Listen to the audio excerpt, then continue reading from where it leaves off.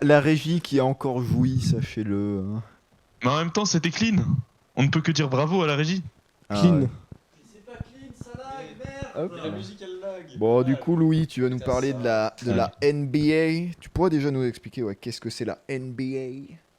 Alors, la NBA, si vous voulez en plus long, c'est National Basketball Association. En gros, c'est aux États-Unis une des 3 ligues majeures de sport. Il y a la NHL pour le hockey et il y a la NFL aussi pour le football américain. Mais bon, ça, Y a on s'en pas fout. comment ça s'appelle, le Il y a baseball marqué aussi? qu'on t'entend. Oui, le baseball aussi, la NBL du coup.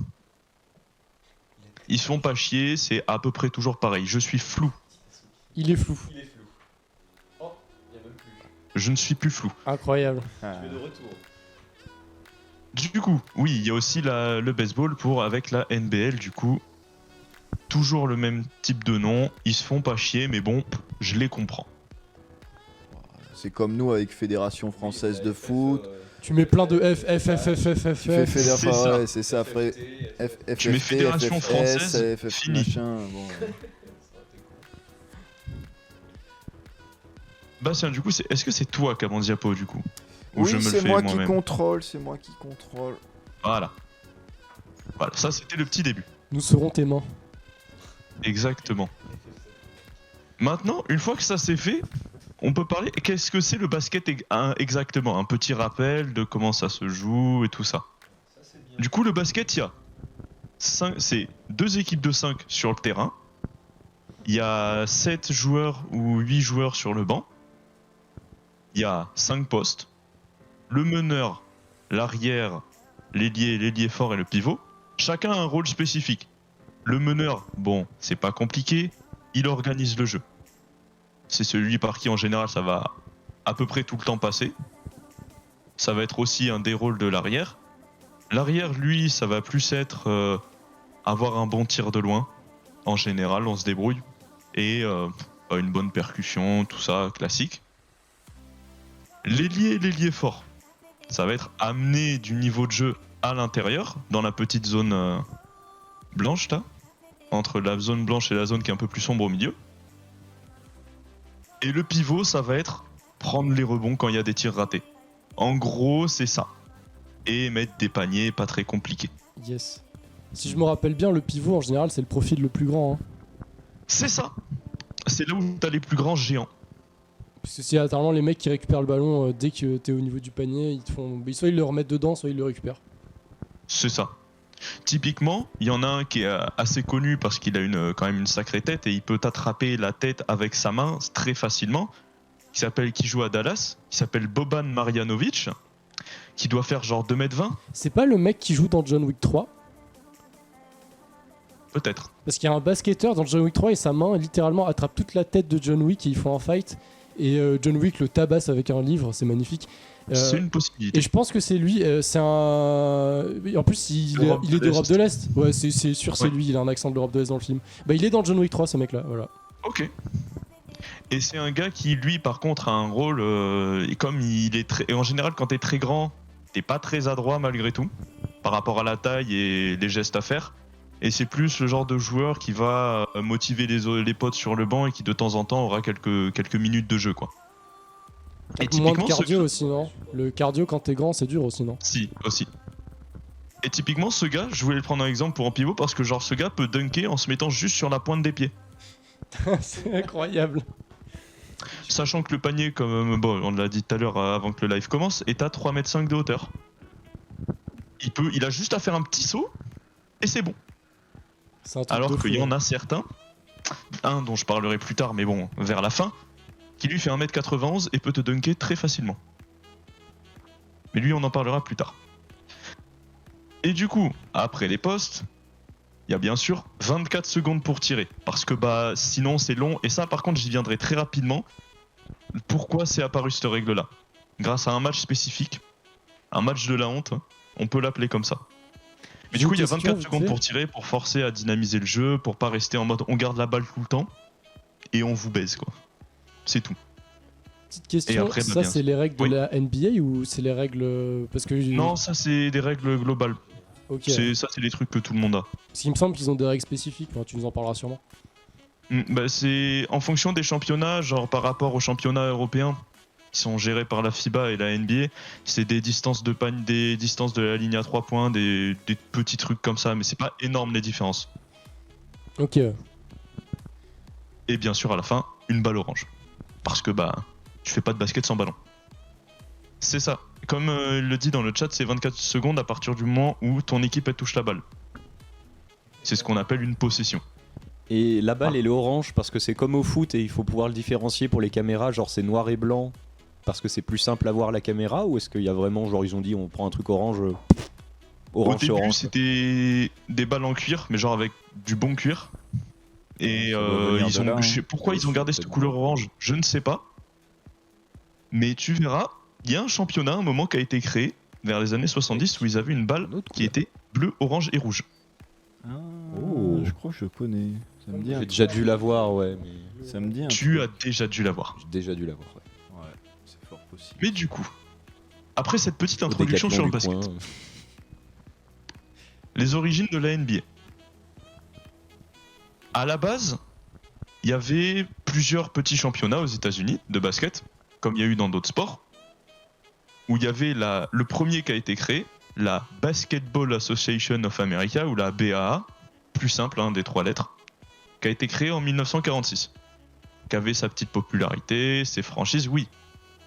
Petite précision maintenant, on parle pas en général d'équipe, enfin on peut parler d'équipe, mais on va plus qualifier ça de franchise en NBA, parce que bah, ça je sais pas, mais j'ai toujours entendu ça comme ça. Mais du coup, des fois, quand je dirais franchise, c'est quand je parlerai des équipes, quoi. C'est pas parce qu'il y a Ouais. plein de trucs autour des équipes, justement, genre au niveau du merch et tout. Enfin, en vrai, c'est comme toutes les équipes, tu me Mm. diras, dans les autres sports. Mais, Ouais, non, mais c'est un truc de fou. mais le basket, Il y a c'est quand même un beaucoup de truc trucs de autour. fou. Hein. Quand tu vas dans un magasin de basket et tout, j'étais allé à New York, t'avais les trucs de basket, t'avais que ça en fait. Si tu veux que je te parle de toutes les éditions de maillots que tu peux avoir pour plein d'occasions, il y en a beaucoup trop. Et du coup, à la suite, en 1949, il y a eu un autre championnat qui a été créé. Non, il a été créé avant celui-là, pardon. La NBL, la National Basket League. Et en 1949, c'est la fusion qu'il y a eu entre les deux championnats, parce que les deux championnats se concurrençaient un peu. Et fallait un gros truc. Attendez, le flou. C'est chiant. Il y avait du coup un gros truc pour que tout le monde soit bien intéressé par ça, tout le monde se focus sur le même championnat. Et en 1949, il y a eu la fusion et le nom final de NBA a été choisi à ce moment-là. En fait, ils ont fait un mélange des deux quoi. C'est ça, NBL, NBA, hop, NBA. Bam. c'est ça. Et à l'époque, avant la fusion, au total, on avait du coup 17 franchises entre les deux championnats. Et en 1950, il y a eu une première réduction. Il y a des choses dont je sais pas vraiment les raisons parce que ça ferait beaucoup trop de détails. Mais en gros, ils ont réduit le nombre de franchises à 11.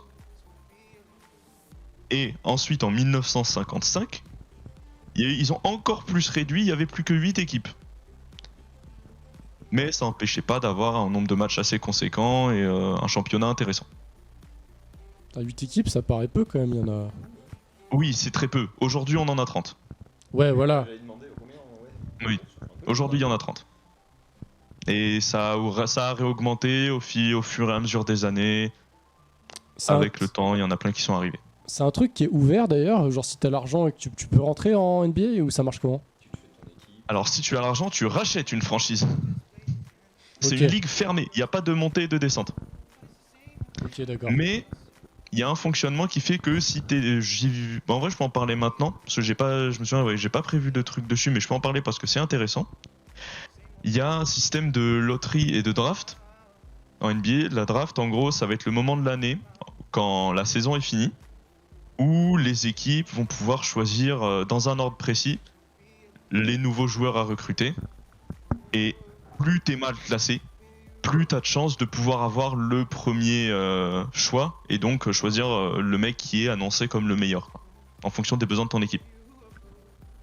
Et on verra dans le futur qu'il y a certaines personnes qui choisissent les joueurs à ce moment-là et qui ont pas un très bon nez, quoi. Je Ah sens oui. venir le mec qui laisse passer un LeBron James ou une connerie comme ça, genre. Bah, Michael Jordan n'a pas été choisi en premier lors de sa draft. En même temps, c'est un random, hein, voilà. Voilà. Il a l'air nul, lui. Non, pas convaincu par le Jordan. Ouais. Bah, il a une bonne marque de chaussures, quoi, maintenant. Mais du coup, maintenant que tout ça c'est fait, on va pouvoir commencer avec les années 50. Alors, les années 50... des années 50 jusqu'aux années 80, c'est un moment où je connais pas énormément, donc il y a des trucs que je vais sûrement manquer. Du coup, et comme j'ai précisé, on peut le voir, 1955, réduction à 8 franchises, pour des raisons spécifiques, grand bien leur face. Mais donc, on a eu deux premières stars, George Mikan et Bob Cousy. George Mikan qui dans le futur aura énormément d'importance. Et du coup, ces deux gars-là, respectivement, Bob Cousy va rejoindre les Boston Celtics et George Mikan va rejoindre les Lakers de Minneapolis à l'époque. Ils n'étaient pas encore à Los Angeles. Et c'est en gros la première rivalité dans l'histoire de la NBA entre deux équipes. Et d'ailleurs, Boston et les Celtics et les Lakers sont les deux équipes qui ont le plus de titres actuellement. Je crois que les deux ont remporté 17 fois le championnat. Ce qui est absurde. Et du coup, Ouais, c'est pas plus que le Stade Toulousain au top 14. Hein. ouais, c'est ça. En vrai, ils auraient pu faire mieux. Hein. C'est combien le stade Toulousain Je sais plus. Mais... En vrai, ça doit être. Je sais pas du je tout pense ça. que c'est pas loin, mais c'est peut-être à peu près pareil. Ça doit être 17, un truc comme ça, une dizaine, peut-être plus. Peut-être 20, alors, même. je pense que c'est plus. Il me semble que c'est plus de 20. C'est même. Je sais que c'est beaucoup en tout cas. Mais, C'est beaucoup. mais 17 fois, c'est énorme quand même, la même. Voilà. 21 d'après un C'est expert. ahurissant. Et on va y venir dans les 17 titres des Celtics. Il y a... Dans quelques années, vous allez voir, il s'est passé des choses. Du coup, comme j'en parle, première dynastie, on appelle ça une dynastie. Oui. Technique. Fait technique. En NBA, on appelle une dynastie, genre quand une équipe va dominer concrètement la NBA pendant plusieurs années, que ça va être l'équipe à abattre, ils vont être trop forts pour tout le monde, et chaque décennie a eu sa dynastie, quoi, en gros. Putain, rien que le fait Et du d'appeler coup- ça dynastie, genre C'est ça. les Américains, que ils sont ça trop vient- forts en storytelling. T'as au-delà, ouais, les Américains, c'est des rois pour le storytelling et le divertissement. Parce que voir un match de NBA actuellement, tu vas pas juste voir du basket, tu vas voir vraiment un show à part entière. Ouais, moi j'ai vu un match, un show match en plus, donc c'était encore pire. Mhm. À New York, en gros, dès que t'avais un arrêt de jeu, c'est musique, pom-pom girl, enfin c'est T'as n'importe de la quoi. musique, des pom-pom girls, des jeux pour faire gagner 1000 balles à un pélo qui est je ne sais placé où dans la salle. Et genre, les c'est- caméras aussi, le jeu des caméras, Oui. ils ont, tu sais, nous on connaît la kiss cam, mais en vrai ils ont 23 milliards de caméras différentes, hein. C'est un truc de fou. Ils ont la dance cam, les trucs qui ressemblent à c'est des célébrités, tout ça. Et du coup, dans les années 50, on a les Lakers de Minneapolis qui sont donc la première dynastie de l'histoire de la NBA qui, sur 6 années, ont remporté 5 fois le titre. Et ils ont fait le premier three-peat, un terme assez connu qui est utilisé dans plein de sports, Back to même dans le back sport. to back. C'est ça, c'est quand tu remportes 3 fois de suite le championnat. Exemple, Ce qui est Carmine plutôt Corp. pas mal. Et bon allez, exemple Carmine Corp sur League of Legends avec les European Masters.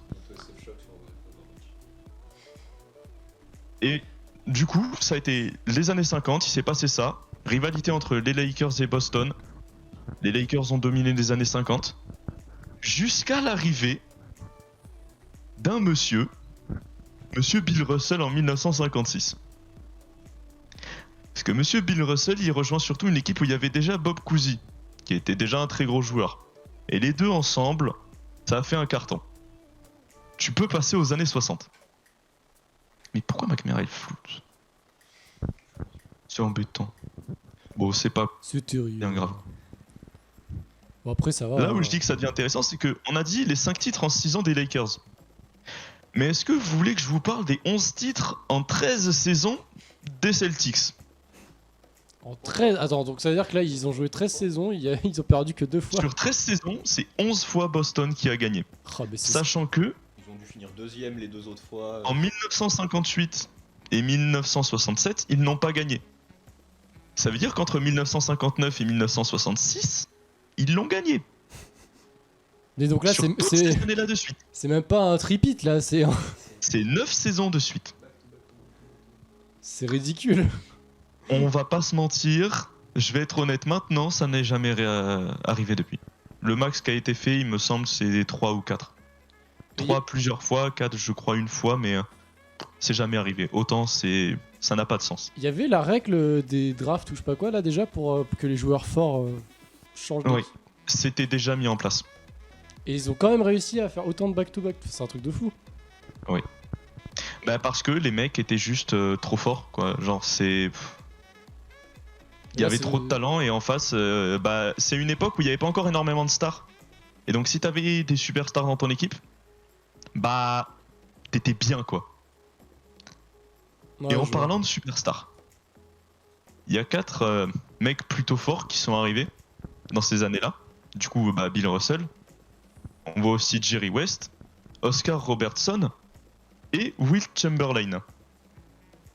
Alors, je vais surtout vous parler d'Oscar Robertson et de Will Chamberlain pour 2 raisons spécifiques.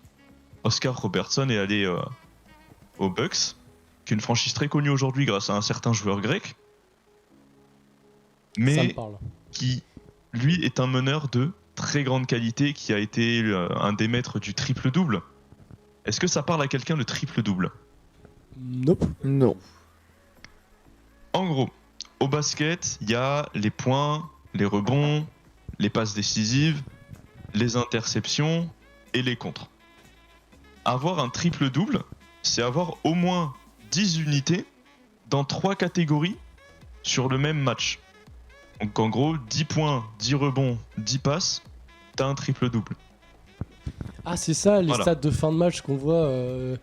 C'est ça. Je vois souvent passer sur Twitter des mèmes avec les mecs, tu sais, ils ont des stats de fou où t'as 50 trucs Oui. partout. C'est ça. Ok. Et du coup, cet homme, je sais plus en quelle année exactement, Oscar Robertson, est un gars qui a fait pour la première fois une saison où il tournait en moyenne à un triple-double par match. Et il avait réalisé 41 triple-doubles sur l'année, sachant qu'il y a 82 matchs sur une saison de NBA. Donc Ouais, un match sur 2, il te sortait ce genre de perf. le mec est fort. Oui. Maintenant, Will Chamberlain. Ce mec, c'est un extraterrestre. Il n'y a rien qui va avec ce gars. Il faut savoir qu'il est arrivé en NBA en 1959. Il fait 2m16 pour 120 kg. En Oh, 1959. le gabarit. Beau bébé quand même. C'est un beau bébé et physiquement, il a fait du sale à la NBA. Parce que dès sa première année, il tournait en moyenne, à 37 points de moyenne et 27 rebonds. Voilà, Quel Ça donne enfer une de idée jouer du contre lui, genre. Le mec, il s'est C'est ça. unfair, genre. c'est le mec, je pense, le plus dominateur de l'histoire, même si ça commence à être remis en question par certains joueurs. Mais c'est un gars qui, sur la photo que j'ai choisie, je l'ai pas choisi pour rien celle-là. Il a un petit panneau avec marqué 100. C'est parce que, pendant la saison 1961-1962, où il avait en moyenne 25 rebonds et 50 points par match, il a fait un match où il a mis 100 points. Il a C'est... carry l'équipe. On est d'accord qu'un match de basket, en général, ça finit à genre la centaine de points, justement. Enfin, je sais pas la moyenne, mais c'est des... Enfin, Ça dépend. Il y a des matchs encore aujourd'hui où les deux équipes peuvent finir en dessous de 100 points. Quand ça défend énormément et du coup ça provoque une adresse déficiente par rapport à la classique. Mais tu peux avoir des matchs où on appelle ça justement des blowouts. En gros, c'est quand tu exploses ton adversaire et tu peux finir à 140 points et l'autre à 100 points. Tu vois, tu peux faire ce genre de truc. Et est-ce que tu peux rappeler combien tu fais de points en mettant un panier, un truc, un machin, juste pour qu'on se Il y a- comprenne? À cette époque-là, les paniers à 3 points n'existaient pas encore. À cette époque-là, tous les paniers c'était 2 points. Et si on te faisait faute, si on fait une faute sur toi quand tu es en train de faire un mouvement de tir, tu vas devoir aller à ce qu'on appelle les lancers francs. Et du coup, quand tu es en train de tirer et qu'on t'envoie au lancer franc, tu as 2 lancers à faire. Et c'est 1 point par lancer réussi. Donc, au maximum, à l'heure actuelle, si tu tires le max de points que tu peux faire, c'est tu fais un tir à 3 points. Pendant que tu tires, on fait faute sur toi. Mais si ton tir y rentre, ton panier est compté. Et t'as quand même un lancer franc derrière. Du coup, tu peux faire au max 4 points sur un tir, techniquement. Ouais, c'est ça. Sans les 3 points, t'atteins 100 points. Le mec pèse quand même, C'est ça. ouais. Donc le mec, il a quand Bah. même mis au moins 50 paniers minimum, quoi. Lui tout C'est seul. le gars qui détient actuellement à peu près comme ça 70 records. Mais déjà, en plus, ça dure combien de temps déjà un match de basket? Parce que c'est. Un match de basket, c'est 4 quarts-temps Ouais, c'est de ça. 12 minutes. Donc, Ce qui est plutôt pas mal. Et sur chaque équipe, pendant un match, a le droit à 7 temps morts. Et les temps morts, c'est entre 2 et 3 minutes en général. donc en 48 C'est là minutes que de tu jeu, il a mis 50 paniers, quoi. Moins d'une minute. Bah, cette saison-là, où il a fait ses 50 points de moyenne, il tournait à en moyenne 48,5 minutes de jeu par match. C'est vraiment incroyable. Hein. Ça veut dire que il a fait plusieurs matchs où ça allait en temps additionnel. Il avait quand même plus du temps de base d'un match en moyenne. Genre, c'est ridicule. Et ça n'arrive plus. Personne fait ça aujourd'hui. Physiquement, c'est trop dur. Du coup, où j'en étais? J'en étais à Will Chamberlain, qui est un monstre. Absolu. Pendant ces années-là, il y a eu un championnat qui est arrivé pour faire concurrence à la NBA. Parce que ça perdait un peu en vitesse, ça perdait un peu en intérêt. Malgré tout ça, il y avait une petite chute. C'était pas énorme. Du coup, ils ont créé la ABA. La American Basketball Association, il me semble. Toujours le même classique. Pour faire justement concurrence à la NBA. Et ce qui a fait que ça a attiré certains joueurs connus. Un style de jeu différent, plus offensif, plus spectaculaire. Du coup, des règles différentes, avec notamment la ligne des 3 points. Et surtout, comme j'en parlais tout à l'heure, le ballon rouge, bleu et blanc. Pour justement différencier du ballon classique de la NBA. Le fameux. C'est ça. Et donc, pendant ces 3 premières années, le championnat va faire ses petites histoires, ça va commencer à ramener des joueurs assez connus, dont Julius Erving, dont je vais pas parler en plus, spécifiquement de lui, et Rick Barry, qui lui était un joueur de NBA connu, et est allé là-bas parce que il disait surtout l'argent qu'on y gagnait était un peu plus élevé, quoi. L'argent, des fois, voilà. On va pas se mentir, ça attire. Par la suite, qu'est-ce qui s'est passé en 1969? À part les mecs qui ont marché sur la Lune, là, il y a... C'est déjà pas mal, hein. Oui, Ah. mais c'est l'espace, genre... Là, c'est la Ils ont mis un Terre, c'est panier mieux. sur la Lune. Alors, qu'est-ce Oui, qu'on voilà, fera c'est ça. quand on fera du basket dans l'espace, messieurs, hein? J'avoue. Ah bah putain. On et aura va faire 140 basket ans. dans l'espace. Alors, vous vous rappelez de notre première émission, là? La 5e émission? Bienvenue sur cette 10 380e émission. Et aujourd'hui, on parle du basketball dans l'espace. Alors, l'espace, c'est quoi? Bah, bande de cons, vous y êtes nés, déjà? Bon, pardon, je divague. T'inquiète, c'était marrant. C'était marrant. J'ai bien aimé ta petite voix de vieux. Très bon en imitation. Ouais. Du coup, en 1969, lui, je vais pas en reparler spécifiquement plus tard, donc je vais en parler maintenant de Karim Abdul-Jabbar.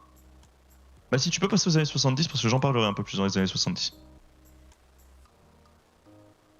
Dans les années 70, il y a du coup Karim Abdul-Jabbar qui arrive, qui rejoint du coup Oscar Robertson à Milwaukee, et qui leur permettra d'obtenir un titre dès la 2e année pour lui en NBA. Et du coup, offrir le premier titre à cette franchise et entrer un peu dans l'histoire. Et surtout, Karim Abdul-Jabbar, lui, ce sera celui qui, actuellement, a mis le plus de points en NBA sur sa carrière. Il est à 38 000 et quelques. Pas mal. Et Il a- aujourd'hui, on et- a un certain joueur, peut-être que vous connaissez, à tout hasard LeBron James. Ouais, Et il a duré combien de temps, la carrière de ce monsieur? La carrière de Karim Abdul-Jabbar, je vais te dire ça tout de suite. Parce que ça fait beaucoup quand même, 38 000 Il a points fait- où t'as pas des règles à 3 points quand même. Il a fait 19 saisons.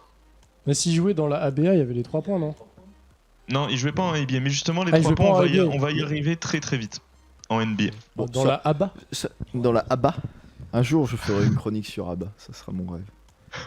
Mais il Une me faut... chronique oh, sur ABBA, ce serait beau. ça, faudra que je demande au Florent de jouer à ABBA, alors Oh, ce serait beau. ce serait beau ça. Qu'en penses-tu, le Florent toi qui gravis le céleste là. Et voilà, tu le déranges dans son gameplay. Ah bah encore une émission à faire à Toulouse. Hein. Mathis, je pense que tu vas passer tes années, ton été. Il ramène tout Polyban. Ton été, tu le passes à Toulouse pour faire des émissions toutes les semaines. T'en penses quoi? En sueur, mais il a pas dit non. Je suis mort. Ouais, mais en même temps, c'est. La rapidité de réponse. Mhm. C'était- Mais du coup, vous me parlez beaucoup des 3 points, mais on va y venir les 3 points NBA.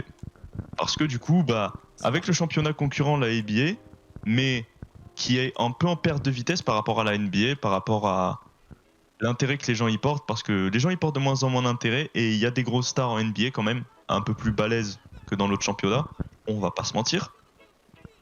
Bah du coup, ça a fait que, en 1976, la NBA absorbe la ABA, et du coup récupère 4 équipes qui s'y situaient là-bas, les Nets, les Nuggets, les Pacers et les Spurs. À savoir que les Nets étaient donc à Brooklyn à ce moment-là, à New York du coup, les Nuggets à Denver, les Pacers à Indiana, les Spurs à San Antonio. Putain, ça, c'est un Je truc saurais qui pas me vous- trigger au basket, c'est Hmm. les noms. On sait jamais de quelle ville c'est là. Putain, vous voulez pas juste dire le nom de la ville? T'as Milwaukee Bucks, c'est à Milwaukee. San Antonio Spurs, tu les as dedans. Souvent, tu les as dedans en fait. Ouais, par exemple, il y a Chicago Bulls, tu vois, mais voilà. Ouais.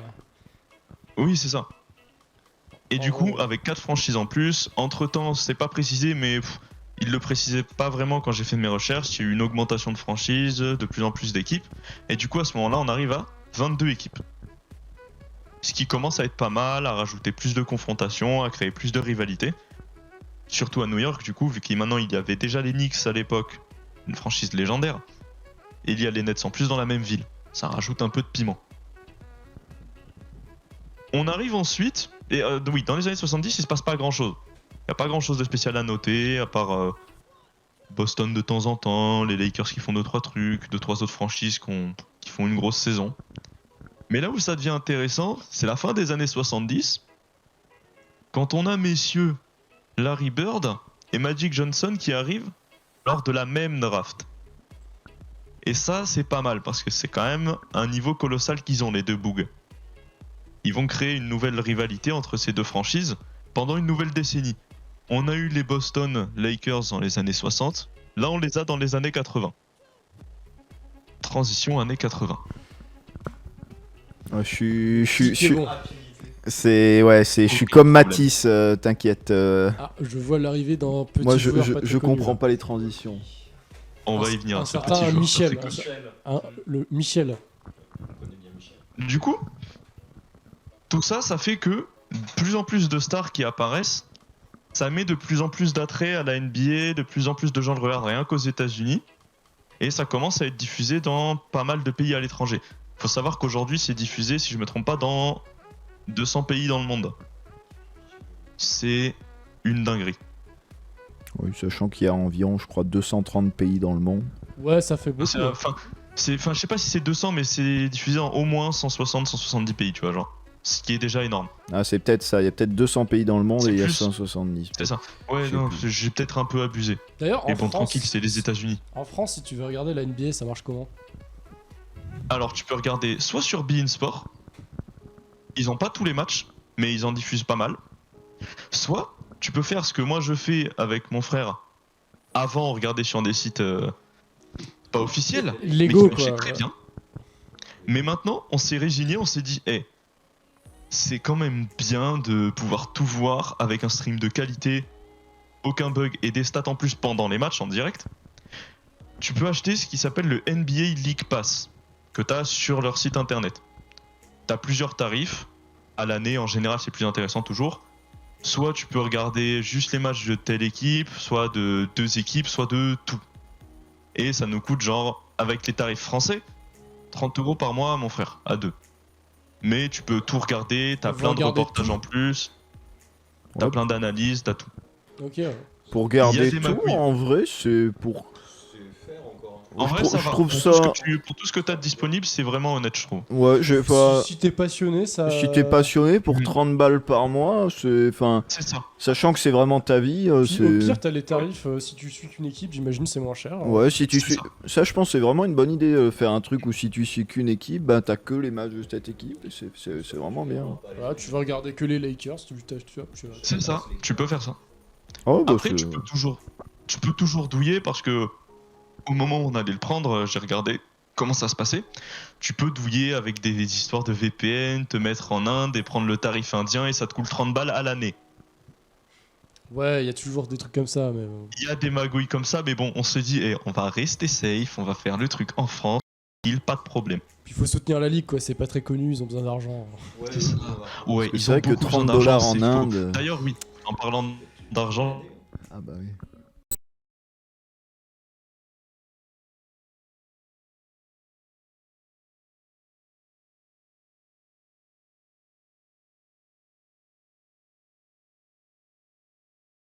Is dead. Allô? So, what is happening? Ah, si, regarde, Phil, c'est bon. On est fluide. On est fluide? Je sais pas s'il y a le son. Louis. Louis, par contre. Ah, si, il a bougé. Si tu nous entends, Comment ça, cligne t'as des plus yeux. internet? Fais un son parce qu'on t'entend. Aïe aïe aïe aïe aïe. Ah non, on n'est pas fluide, hein.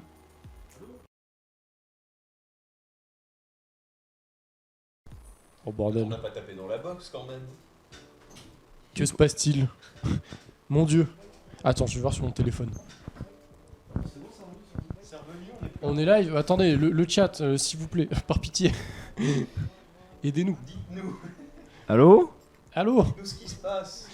Putain, décision. Ah! Ah non, regarde, on est en live, on est en Ouais, live. ouais, ça y est, on revoit toute fluide. C'est bon. On a juste, je sais pas pourquoi, il y a un truc qui a pété les plombs. On a implosé. Il y a un truc à péter. J'ai rien touché, la luminosité baissée. Putain, mais on a un sacré délai sur le stream. Oh, t'entends plus. On n'entend plus Louis. Hein. Merde. Ah, GF5, c'est bon. Ouais, j'avoue qu'on Et ça a. revient. Mais on n'a plus Louis. On n'a plus notre correspondant. Non, mais aux États-Unis. c'est pas votre call, les gens. On Il y a un sacré délai de fou quand même. Ah, ça va, il y a une seconde. Bah si, regarde. entre là et là. Oui, mais. Ah, et sur le stream là, oui. Sur le stream, là. C'est vrai.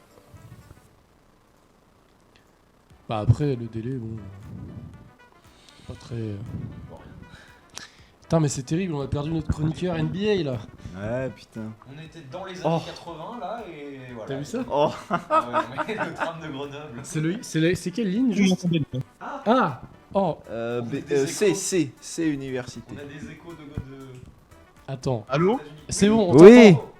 Oui! Yes! Tu es back. Fabuleux! On sait pas ce qui s'est Enfin. passé, mais c'est pas grave. Moi non plus.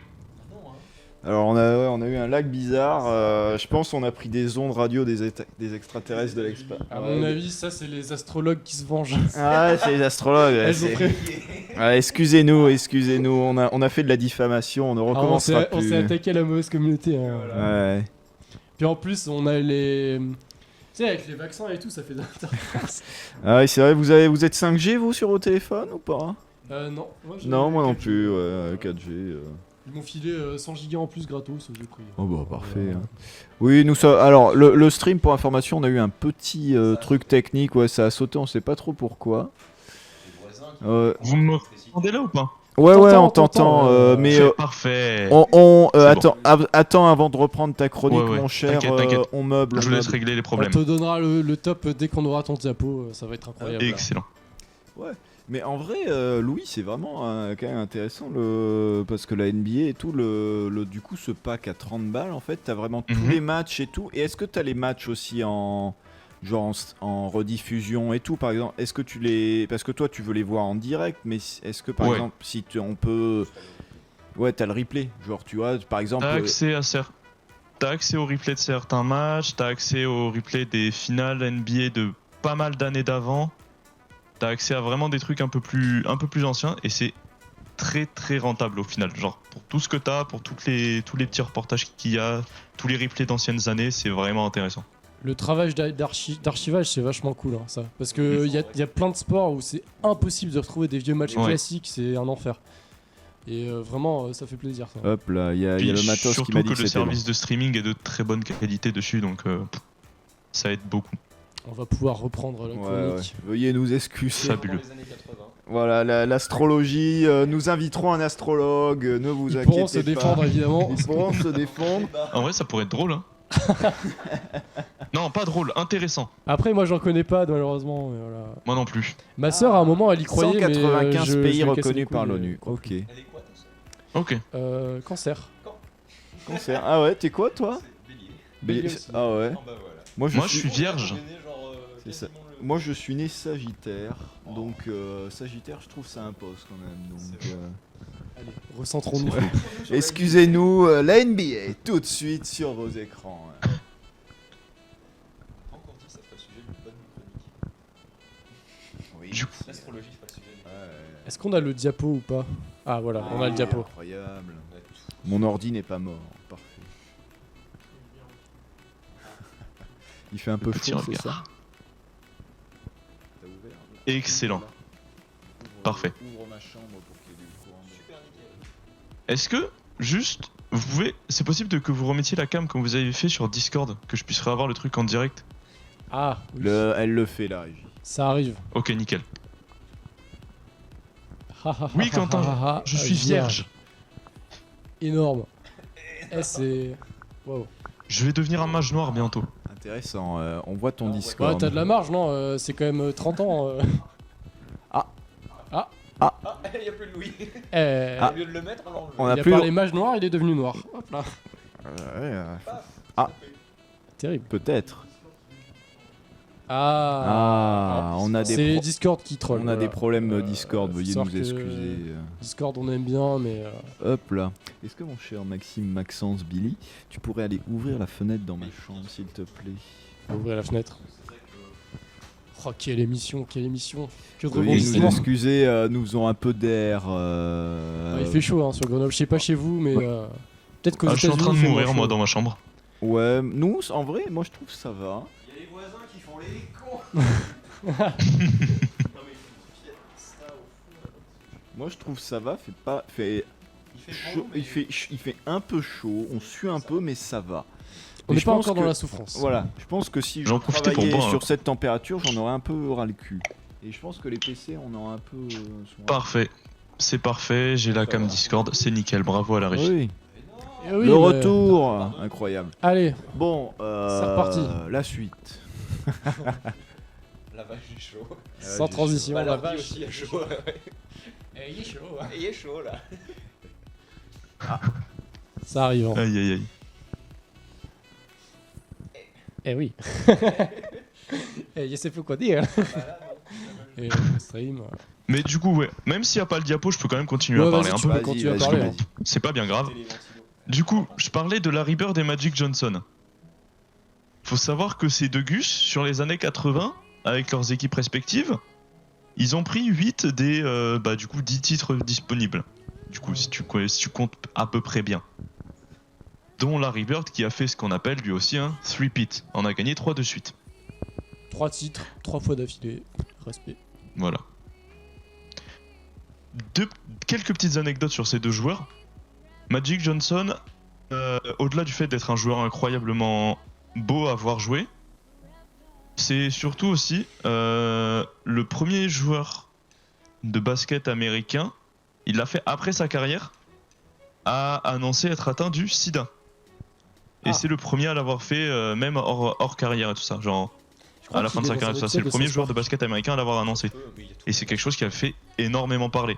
Parce que c'est un sujet qui est assez tabou en général, la sexualité et tout ça. Donc bon, c'est le premier à en avoir parlé comme ça, et du coup, gros respect à lui pour ça. Il s'appelle comment, t'as dit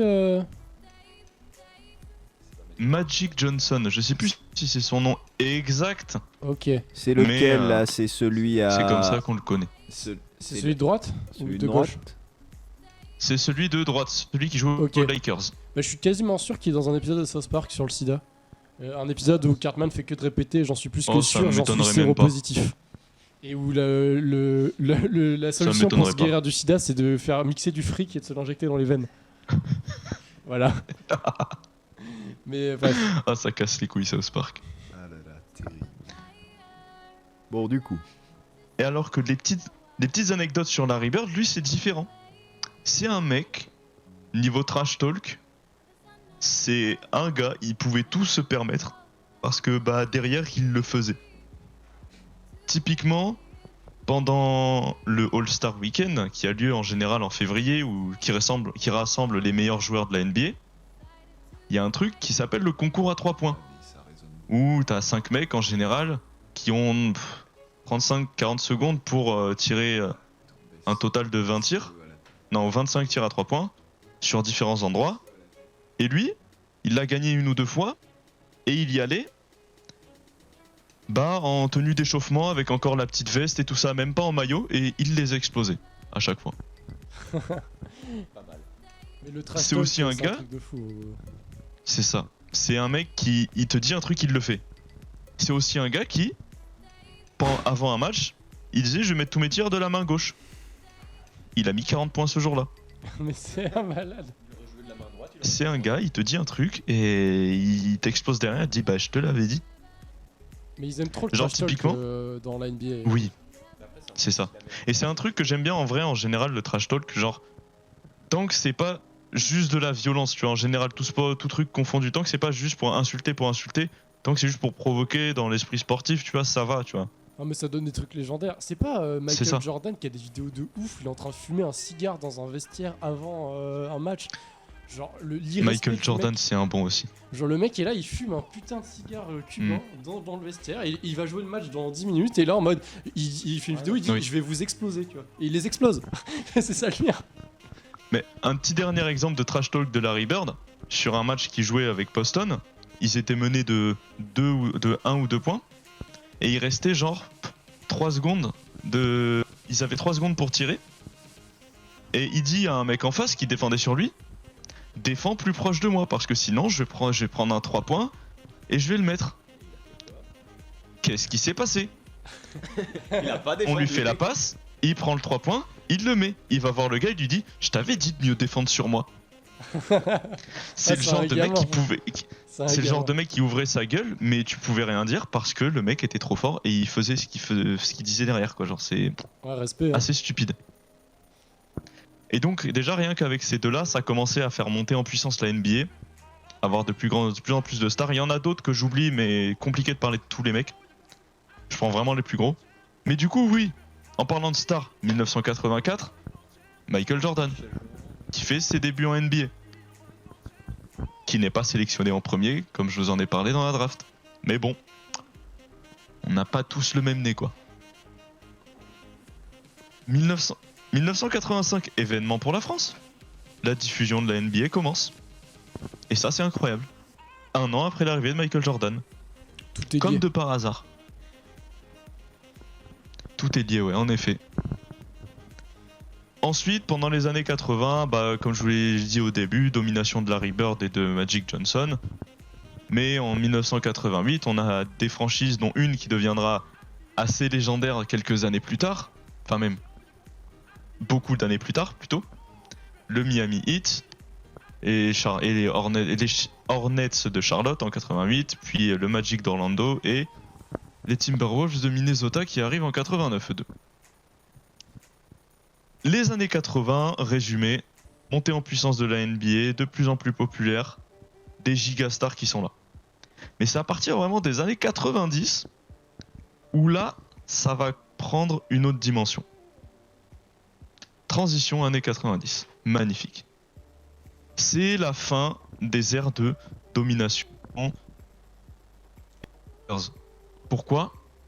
Parce que monsieur Michael Jordan est arrivé. Et c'est surtout lui qui va marquer les années 90. Je vais beaucoup parler de lui. Par exemple, c'est la décennie des Bulls et de Jordan, comme c'est précisé, avec 6 titres au total, dont 3 premiers entre 92, 93 et 94, donc un sweep-it. Ensuite, il a pris une décision assez étonnante. Pour des raisons personnelles, je sais plus exactement lesquelles, mais liées à son père. En 1994, à la fin de la saison, il annonce qu'il prend sa retraite. Après 10 ans, un sweep-it, et personne comprend vraiment pourquoi, parce que il a que 28 ans, tu vois, genre 28-29 ans à ce moment-là. Et en général, c'est quand t'es à ton top niveau sur ces années-là, pour un sportif. Et ça a étonné beaucoup de monde, et on était un peu perdus. Mais du coup, pendant cette saison-là, il y a Houston qui en a profité, il me semble, pour aller prendre un titre. Et bien joué à eux. Mais du coup, vers fin de la saison 1995... Non, ouais. Fin de la saison de 94 à 95, Michael Jordan, il revient. Il annonce qu'il va revenir et tout ça. La saison de sa reprise se passe pas très très bien, mais bon, il a quand même un gros niveau. Et puis derrière, ils vont faire 3 titres de suite sur les 3 saisons qui suivent. Le mec est trop fort. Il est entouré de mecs trop forts comme Scottie Pippen ou Dennis Rodman, qui avaient tous les deux un rôle incroyable. Et d'ailleurs, petit aparté sur ces Chicago Bulls. Je crois que c'est sur Netflix. Vous pouvez regarder un documentaire qui s'appelle The Last Dance, qui est en plusieurs épisodes, je sais plus exactement combien, qui retrace la dernière saison de ce gros trio qu'il y a eu aux Chicago Bulls en 97-98. Et on voit beaucoup d'inside, d'anecdotes internes et tout ça, même si, bon, c'est à prendre avec des pincettes parce que c'est très tourné vers Michael Jordan, tu vois, pour le mettre en valeur. Alors que, bon, concrètement, beaucoup vont dire que c'était un peu un connard. Ouais, après, c'est parce que c'est la star Michael Jordan, c'est un peu le joueur. Le mec, il est rentré dans la culture populaire quand même. C'est un truc de ouf. C'est ça. C'était la première vraie star mondiale, tu vois, du basket. En tout cas, ouais, c'est ça. C'était la première star mondiale. Les autres étaient connus, tu vois, mais surtout aux États-Unis, un peu dans d'autres pays. Mais Michael Jordan, c'est vraiment la première superstar. C'est clair.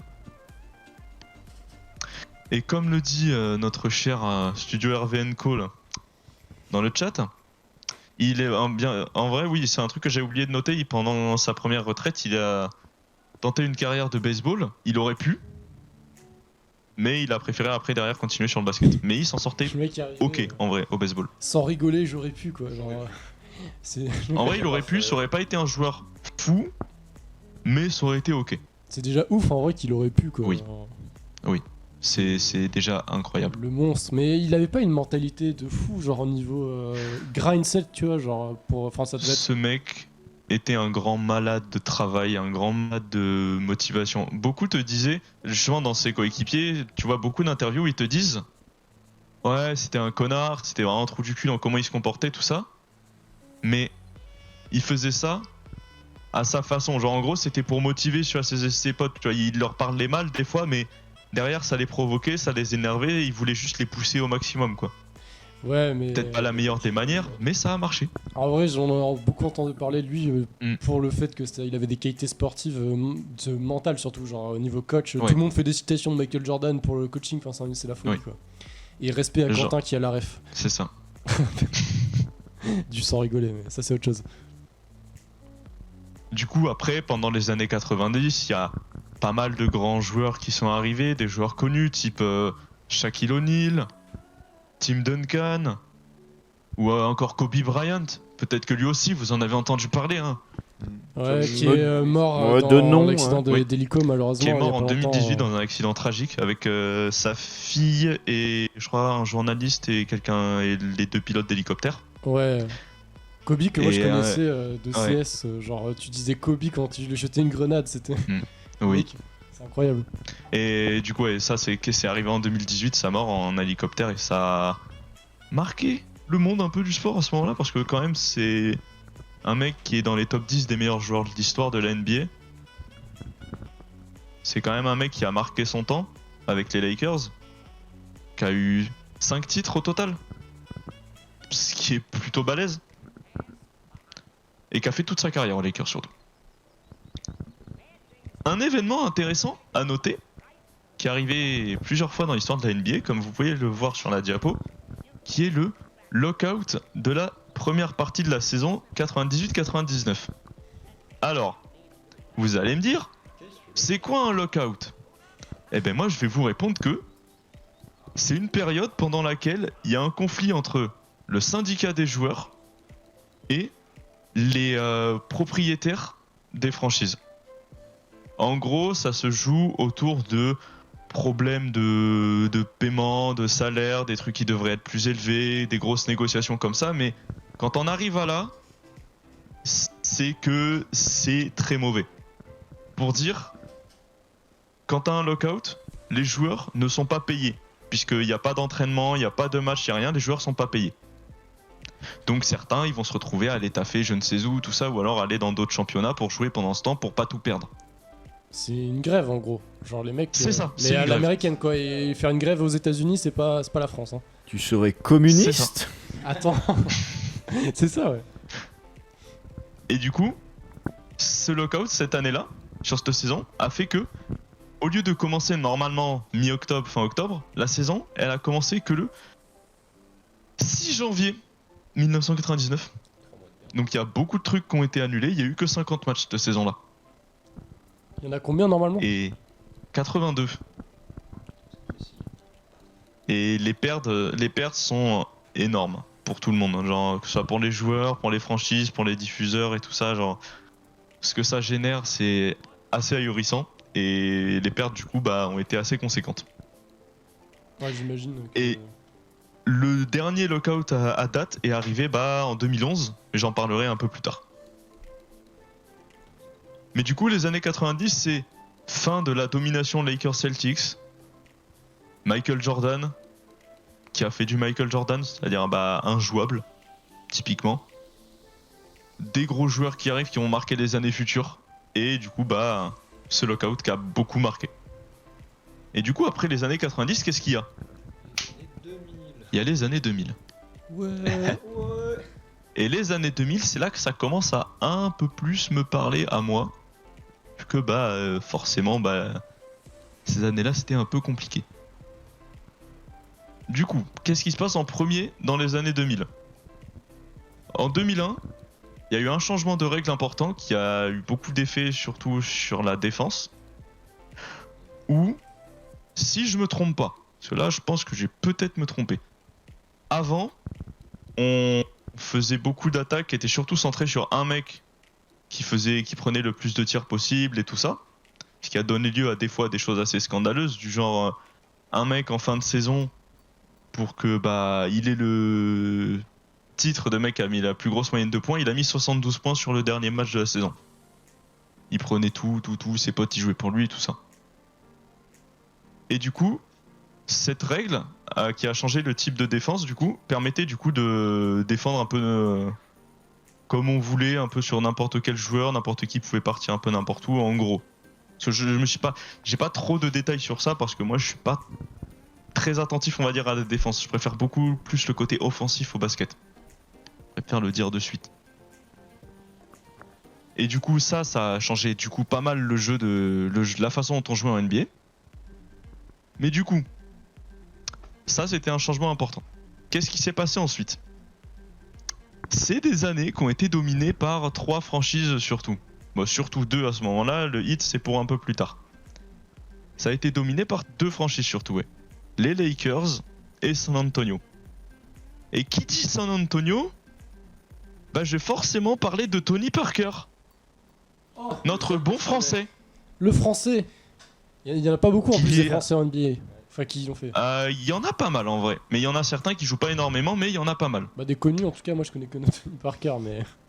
Il y a Tony Parker actuellement, il y a eu Joachim Noah à un moment, mais pour des soucis de comportement plus blessure, sa carrière qui s'est un peu mal passée sur la fin. Il y a aussi Tony le Tigre là, sur les Kellogg's.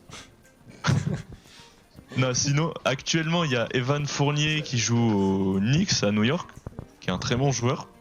Il y a Nicolas Batum qui joue aux Clippers à Los Angeles.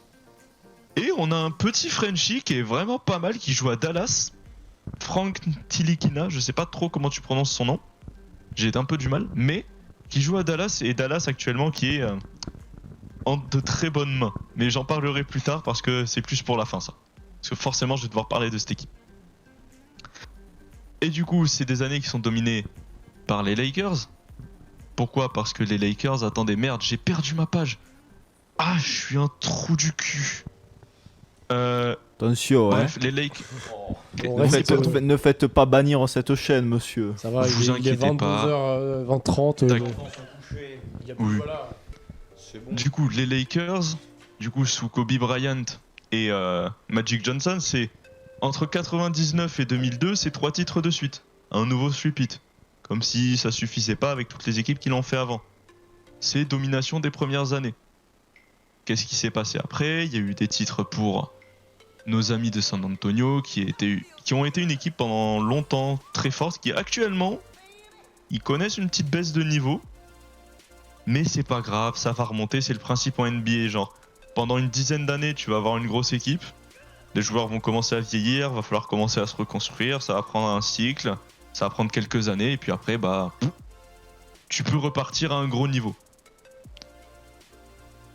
Du coup, sous Kobe Bryant, c'est 3 titres entre 99 et 2002, puis 2 titres en 2008, et en 2009 et 2010. Ce qui est plutôt pas mal. Kobe Bryant, c'est aussi une fois MVP, le MVP qui est le meilleur joueur de la saison. Putain, ça, j'en ai pas parlé une seule fois de ça. Bon, c'est pas grave.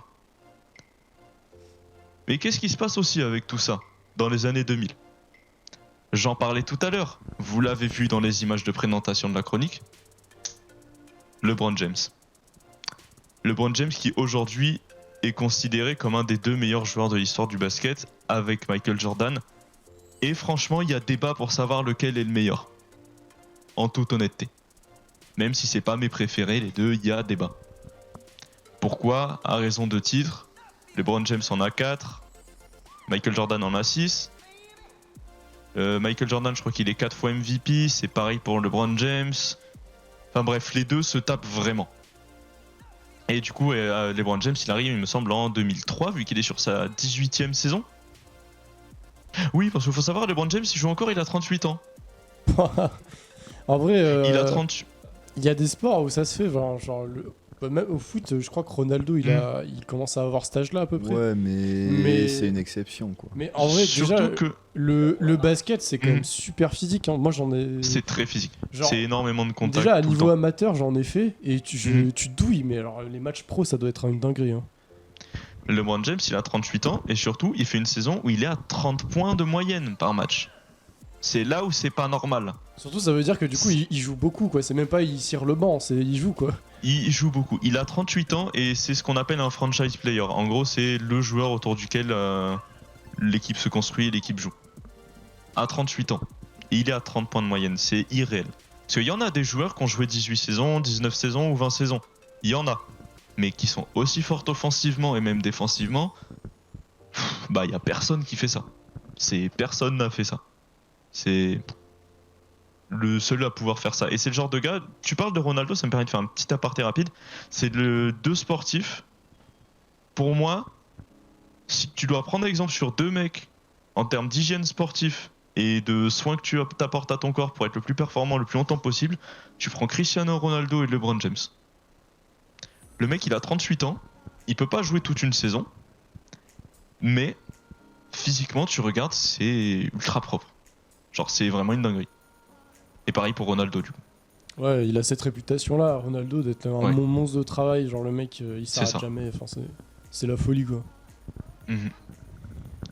Mais du coup, à part LeBron James, dans les années 2000, qui est arrivé, il y a quand même quelques autres joueurs, dont un en particulier qui va connaître une carrière très triste en vrai, Derrick Rose. Mais j'en reparlerai un peu plus dans les années 2010, mais Derrick Rose, c'est un gars qui arrive en 2009, ou en 2008, je sais plus, et qui a un jeu d'une explosivité qu'on n'avait jamais vu avant, qui était ultra rapide, une capacité à mettre des dunks impressionnants, un shoot de fou, un niveau de fou, et c'est un gars qui, du coup, tu peux passer aux années 2010. C'est un gars qui a été... Ah, c'est pas marqué là. Je suis bête. Qui a eu le MVP en 2010, il me semble. Pendant sa... Non, il a eu... Je sais plus en quelle année il l'a eu, mais il l'a eu en 2010. Ouais, ça doit être ça. Et c'était la consécration pour lui parce que c'était évident qu'il allait l'avoir à un moment. C'est le genre de joueur, tu sais qu'il va l'avoir.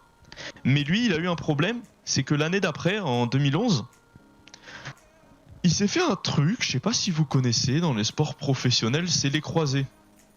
Oh, les fameux croisés. Souvent, t'as la vanne du ouais, non, mais j'allais faire ça, mais les croisés, t'as capté. Mais lui, pour le coup, ça lui a vraiment cassé sa carrière parce que il est plus jamais revenu au niveau qu'il avait à ce moment-là. Parce que, bah, trop impactant physiquement. Et ça a fait que il a plus jamais retrouvé le niveau qu'il avait, qui est plus aussi explosif. Et du coup, bah, ça lui a un peu cassé tout son truc. Ah, c'est horrible en vrai. Et actuellement, du coup, il joue dans la deuxième rotation. En gros, c'est en sortie de banc au Knicks, quoi. C'est triste, mais il s'en sort très bien dans ce rôle-là. Mais il aurait dû avoir une carrière beaucoup plus grande.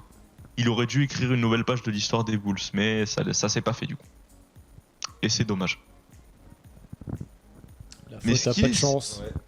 Ouais. Non, pour le coup, oui, c'est le sport, hein, c'est arrivé, hein, c'est arrivé à d'autres joueurs, dont on parlera un peu, un autre joueur surtout notamment récemment, un joueur que j'aime beaucoup. Mais du coup, on voit déjà les années 2010, ça va commencer très fort. 2011, les Mavericks, les Dallas Mavericks, emmenés par le grand, le légendaire, le meilleur joueur européen de l'histoire actuellement, Dirk Nowitzki. Dirk Nowitzki si tu préfères, c'est un peu plus facile à prononcer comme ça, c'est plus joli. Joueur allemand, 21 saisons en NBA, les 21 passées à Dallas. Déjà rien que pour ça, respect, ne pas bouger de franchise comme ça. C'est un gars qui en 2011, il était avec ses potes, lui c'était un All-Star, c'est-à-dire un des meilleurs joueurs de la NBA. Il en avait aucun avec lui dans son équipe. Le mec, il est allé te battre les San Antonio Spurs, qui étaient emmenés par un trio Tim Duncan, Manu Ginobili, un Argentin de légendaire, et Tony Parker. Il est allé te battre cette équipe-là, qui actuellement, à ce moment-là, était une des meilleures équipes. Que ce soit défensivement ou offensivement. C'était une équipe, tu la battais, t'étais heureux. Qu'est-ce qu'il a fait aussi? Il est arrivé en finale, et il a battu une certaine équipe, le Miami Heat, qui était emmené à ce moment-là par LeBron James, Chris Bosh et Dwayne Wade, qui sont du coup 3 joueurs, dont un surtout qu'on ne présente plus, LeBron James, Chris Bosh que je connais pas énormément, et Dwayne Wade qui lui a passé sa carrière à Miami, qui a eu des années de fou, qui a gagné 3 titres avec eux, un palmarès bien rempli. Et les Mavericks du coup sont allés au bout de cette run, ont gagné le titre, et un truc que personne s'y attendait pour le coup, genre on s'attendait vraiment pas à ce qu'ils aillent aussi loin, à ce qu'ils gagnent, mais ils ont battu des équipes de fous et ils sont allés jusqu'au bout, et respect à eux quoi pour ça. Et c'est quelque chose, un des plus beaux titres de l'histoire pour le coup, si tu prends le storytelling en compte et tout. Et le mec était en mode solo carry ou genre c'était quand même. Il était globalement en gros solo carry, on va pas se mentir. Parce qu'il avait vraiment pas il avait pas un effectif de peintre autour de lui, sinon il serait jamais allé jusqu'au bout. Il avait quand même des bons joueurs, mais surtout quelques vétérans, des mecs qui avaient pas mal d'expérience, mais qui étaient en baisse de vitesse quoi. Ok, donc c'était quand même lui le moteur quoi. Oh oui, non, c'était le moteur de fou, de loin, de très très loin. Du coup, on va passer rapidement dessus. J'en ai déjà parlé en 99, mais pendant ces années-là aussi, il y a eu un bon vieux lockout qui s'est fait jusqu'à fin décembre, cette fois-ci. Jusqu'à la saison, elle avait commencé le 25 décembre. C'était un peu plus tôt que celui de 99. Mais ce qu'il y avait de rigolo avec ça, c'est que du coup, comme je vous en ai parlé tout à l'heure, pendant le lockout, des fois, t'as des joueurs qui se retrouvent, du coup, tous ils se retrouvent sans taf. Ils ont pas de salaire, ils ont rien. Du coup, t'en as soit qui trouvaient des petits boulots, soit t'en as qui allaient jouer dans d'autres championnats. Genre, typiquement, en exemple, Tony Parker qui était venu jouer, je sais plus combien de matchs avec l'Asvel, qui est une très grosse équipe française, historiquement. Je m'intéresse très peu aux championnats européens, donc je vais pas pouvoir donner d'infos là-dessus. Mais du coup, voilà, il s'est passé ça, ça a réduit énormément cette saison-là. Je vais d'abord, en avant-dernier, sur ces années 2010, parler d'Oklahoma, le désastre d'Oklahoma. Désastre, pourquoi? À la fin des années 2000, ils ont enchaîné 3 drafts de fous furieux. 3 mecs, ils sont en 2008, en 2007, ils recrutent Kevin Durant. Vous avez peut-être déjà entendu parler de lui. J'ai entendu parler de lui déjà. Qui actuellement est sur les derniers classements est genre dans le top 15 des meilleurs joueurs de l'histoire de la NBA, à juste titre. Il l'a pas volé. L'année d'après, il recrute Russell Westbrook. Un gars qui aujourd'hui a le titre, on peut dire, de Monsieur Triple-Double. Pourquoi ? Parce que déjà, il a battu le record de triple-double en une saison qui avait été mis par Oscar Robertson. Il en a mis 42 lui cette fois. Ce qui est plutôt pas mal. Tranquille. Mais c'est sûr. Oscar Robertson, et je sais pas s'il avait fait dans plusieurs saisons, mais il l'avait fait dans une saison au moins, du coup celle-là, il tournait en moyenne à un triple-double. Russell Westbrook, c'est un gars qui sur 5 saisons, 4 fois il tournait en moyenne à un triple-double par match. C'est un gars qui, bon, des fois, on a la réputation des fois de chasseur de stats. Parce que des fois, ça se voyait qu'il forçait pour les rebonds, qu'il forçait pour trouver des passes décisives avec ses collègues. Mais il a quand même fait ça sur 4 saisons différentes. Ce qui est plutôt impressionnant et je pense qu'on ne reverra pas ça de sitôt. Et l'année d'après, où ils recrutent Russell Westbrook, ils vont recruter James Harden. Lui aussi, il va faire parler de lui plus tard. Ces 3-là, c'est des mecs qui ont eu un titre de MVP quelques années plus tard. Donc en gros, c'est 3 mecs qui avaient un potentiel de fou malade. Donc en théorie, Oklahoma, ils ont tout gagné là, normalement. En théorie, si tout se passe bien, c'est les années 2010, c'est leurs années. Ils sont censés en gagner 4 ou 5 au moins des titres. Après, Sans, Vu le nom. sur le papier, ça- en avec général, le niveau qu'ils ont maintenant, ils sont censés les gagner. Ouais, quand tu gagnes, tu t'appelles pas ça le désastre. Ouais, il y a un plot twist. C'est ça. Du coup, 2011, parce que oui, 2011, j'ai omis, mais c'était fait exprès. J'ai pas parlé d'eux. Parce qu'en 2011, ils ont joué contre les Mavs. Et les Mavs, les Mavs c'est plus rapide pour dire les Mavericks. Ils ont joué contre le Dallas Mavericks et ils se sont fait battre. Grosse désillusion, on s'attendait à une bien meilleure performance d'eux, mais bon, ils sont allés en finale de conférence, ce qui est déjà très bien pour une équipe jeune et qui est très prometteur. Donc ça va.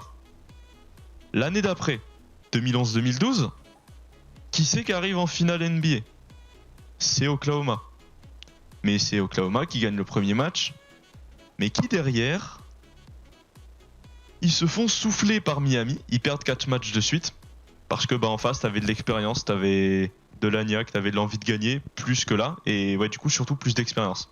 Ça marche comment la finale du coup? C'est plusieurs matchs? En gros, les playoffs de NBA.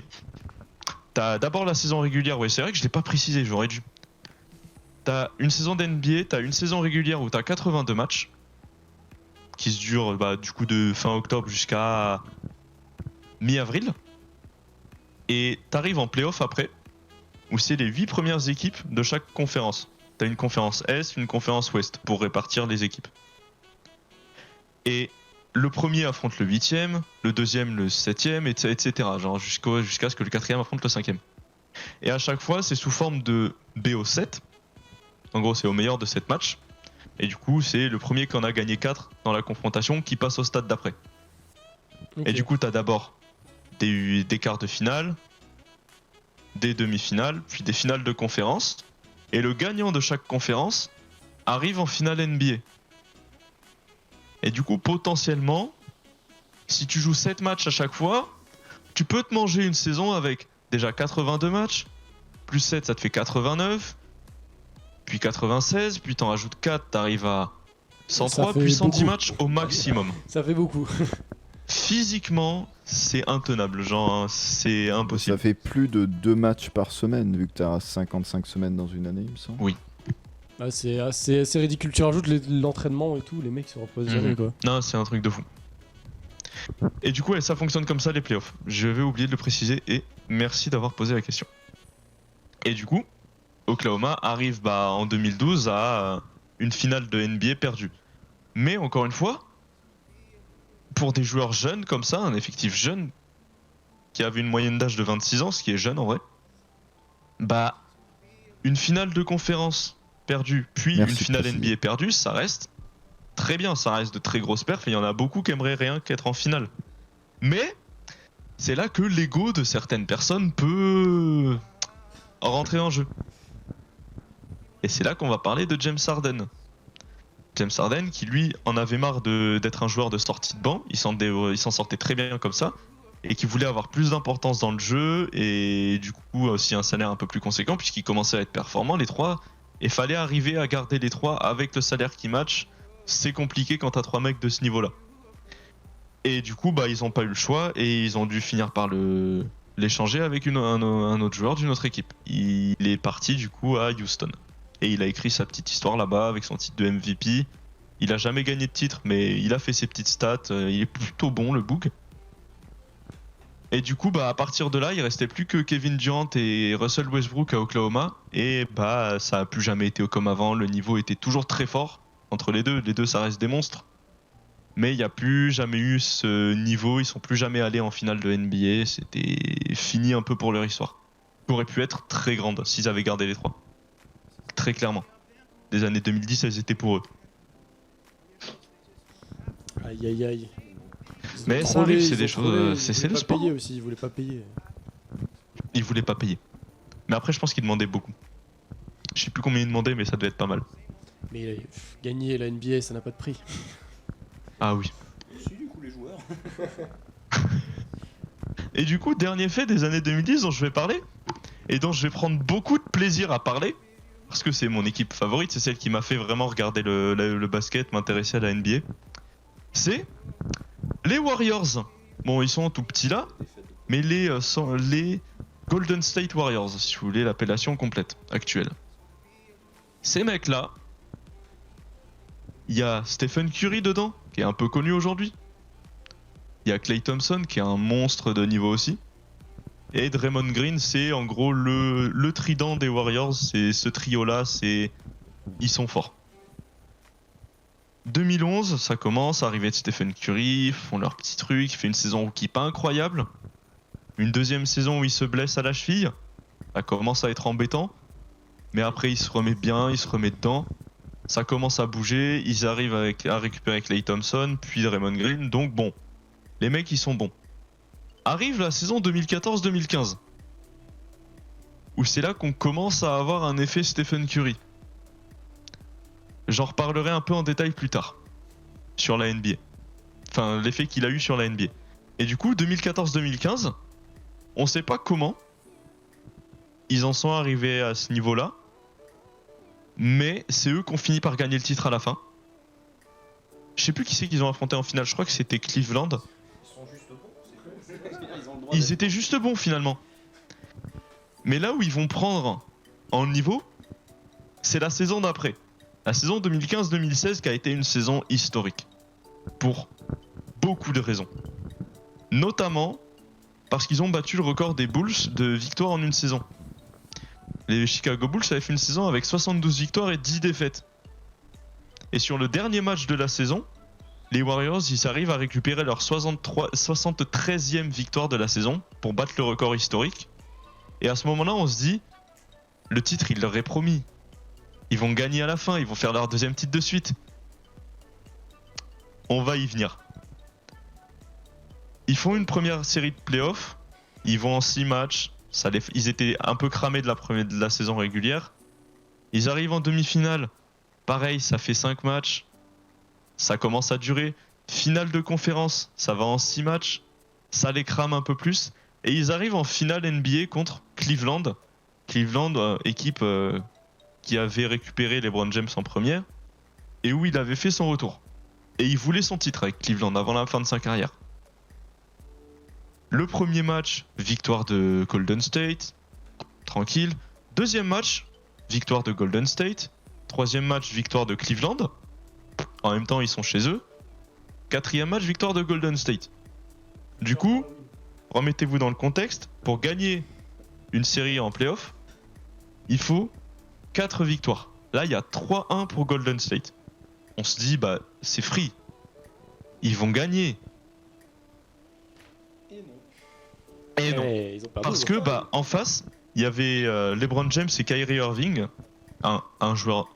Aujourd'hui, si vous un joueur, je pense que le joueur le plus beau à avoir joué presque, c'est Kyrie Irving parce que balle en main, il te fait des choses de fou. Genre c'est tellement propre, c'est tellement fluide. Ces deux gars, ils se sont dit non, ce titre il est à nous.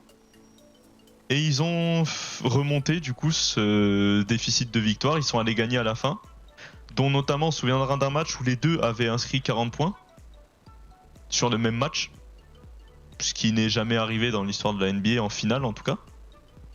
Et à la fin, les Warriors ils ont perdu la finale alors que ça leur était promis. Gagner 3-1, ça aurait fait la plus grande saison complète de l'histoire. Ça aurait été la plus grande équipe de l'histoire techniquement sur une saison. Si tu prends ça en compte. Mais comme ils ont pas eu le titre, ça va pas compter. Pas de chance. Et c'est là, c'est ça. C'est là qu'on commence à parler de dynastie parce que les Warriors, c'est quand même en 2 saisons, 2 finales, dont une qu'ils étaient à 2 doigts de gagner. Mais là où ça prend une tournure débile, parce que là on peut parler de débilité, c'est à la fin de l'été 2016, Kevin Durant, dont je vous ai déjà parlé, qui à cette époque-là avait déjà eu son titre de MVP en 2012 ou 2014, non 2014. Ouais c'est ça.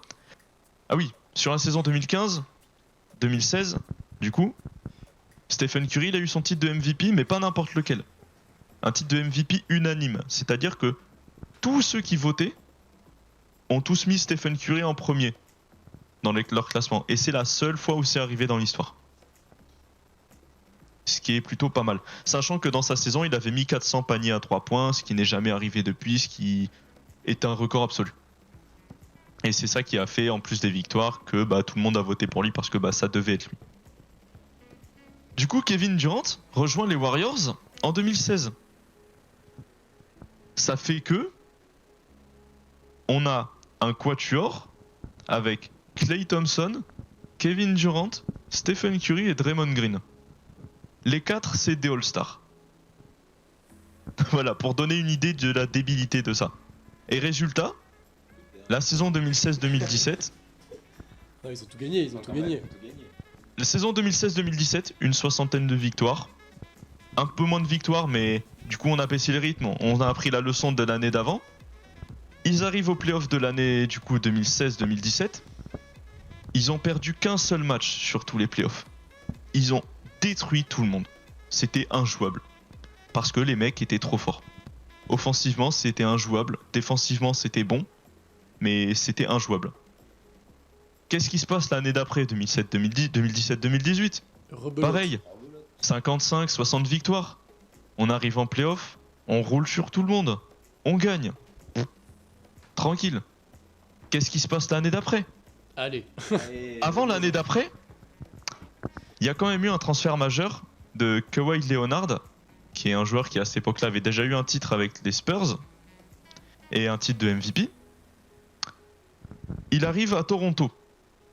Il y restera qu'une année à Toronto. Retenez bien ça. Du coup, les Warriors font leur petit chemin en saison régulière. Ils battent globalement beaucoup de monde. Ils arrivent en playoff. Ils explosent la conférence Ouest. Ils arrivent en finale NBA. Qui c'est qu'ils retrouvent en face ? Toronto et Kawhi Leonard, qui était sur sa run mythique du coup d'une saison à Toronto, un titre, c'est bon je m'en vais maintenant après. Ils arrivent en finale, il y a 2-1 ou 3-1 pour Toronto, mais Golden State remontait, revenait bien au niveau sur le 5e match, et c'est là que, catastrophe. Kevin Durant, il se fait pas n'importe quelle blessure. Rupture du tendon d'Achille. C'est une des 2 pires blessures que tu peux avoir au basket avec les croisés.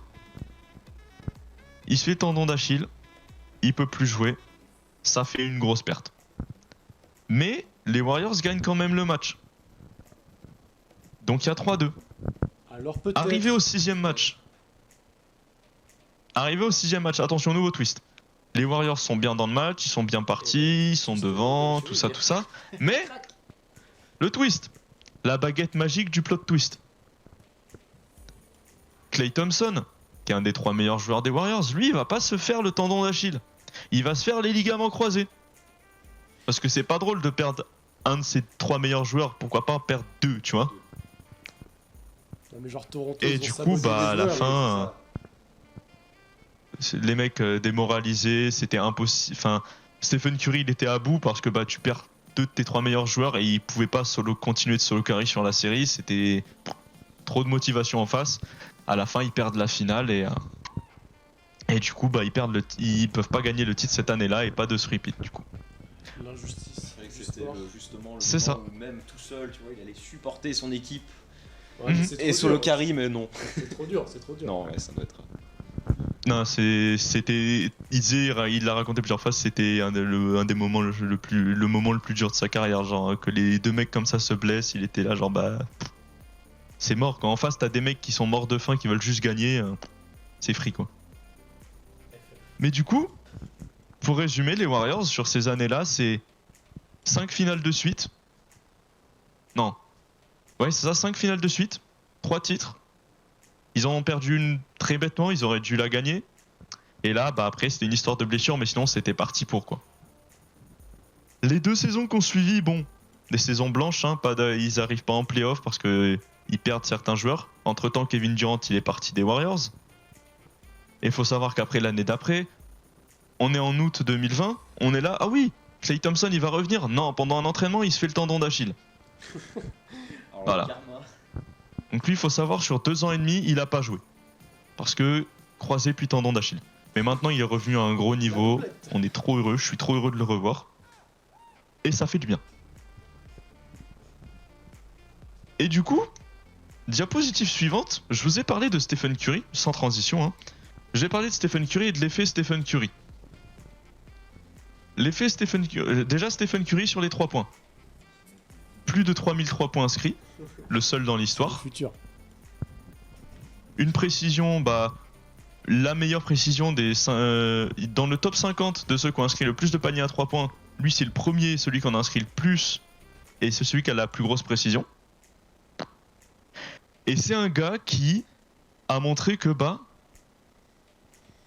les 3 points, ça pouvait faire gagner. C'est quasiment fini, Quentin, t'inquiète pas. Les 3 points, ça pouvait faire gagner, c'était une façon de jouer le basket qui était totalement différente. C'est 1,28. C'est pour ça que j'étais sur mon portable, si vous avez remarqué à l'instant. Je me posais la question de combien était le record de chronique si t'allais le battre, Louis. Et On en est pas loin. Et on n'est pas loin, on est à 5 minutes 30. C'est bientôt fini. Alors, en vrai, j'ai coup j'ai des questions à poser qui peuvent rallonger. Mais Hop là. Déjà, bravo à toi, t'as intégré un lien dans un diapo, je fais le commentaire avec les autres, moi j'en suis pas capable. Mais juste, ouais, par rapport à ça, ouais, je vais pas. Un truc qui fait que j'ai quand même un peu raccourci parce que je suis pas allé énormément dans la technique.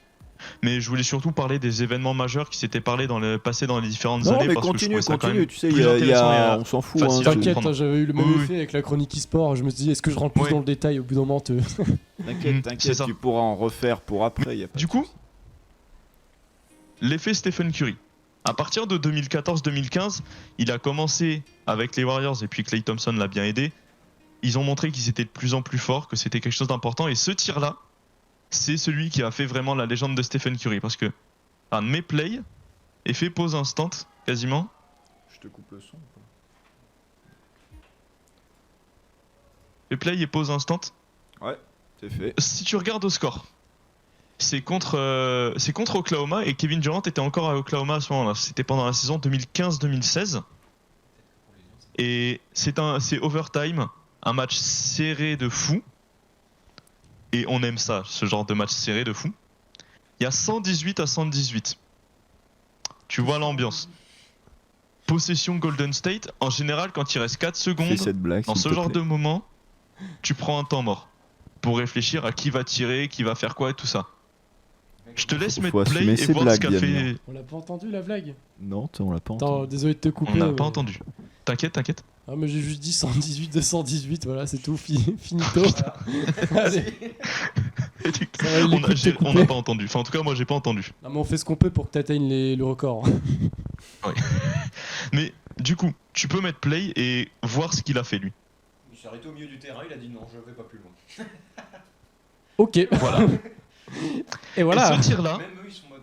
tu peux refaire pause après. C'est pas intéressant. C'était surtout pour voir ce J'ai tir-là. même pas compris. Ah, ok. Oui, oui, il s'est arrêté au milieu du terrain. C'est symptomatique de sa saison d'une réussite insolente, d'un nombre de tirs insolent, genre débile. Et Stephen Curry, en gros, c'est ça. À partir du moment où il passe la ligne de moitié de terrain, il peut est marquer, souvent quoi. pris à deux parce que le mec est capable de te mettre un peu n'importe quoi. Insupportable à défendre, quoi, le mec. C'est ça. Ah, et Et du coup, c'est bon pour cet extrait. cooldown, c'est quoi à droite? C'est le temps de possession de balle, c'est 24 secondes, c'est ça? Celui à droite, c'est du coup le temps qui restait sur le temps de jeu. Et comme il restait moins de 24 secondes, t'as pas le chronomètre qu'il y a en plus pour la possession, vu que il reste moins de 24 secondes. Du coup, Parce voilà. que c'est quoi là où il y a ma souris, tu vois, le OT OT, ça veut Le dire temps qui reste, overtime. du coup. Ah ouais, et du coup, il restait Et vraiment à genre droite de 4 overtime, secondes? Il restait 4 secondes. Il pouvait prendre un temps mort parce que du coup en 4 secondes t'as le temps de dire lui il va aller là, lui il va faire ça, tu vas faire la passe et pour prendre un tir facile. Parce que ça c'est pas un tir facile hein. Mais lui, te le fait mec paraître ça a facile. 4 secondes, puis bon...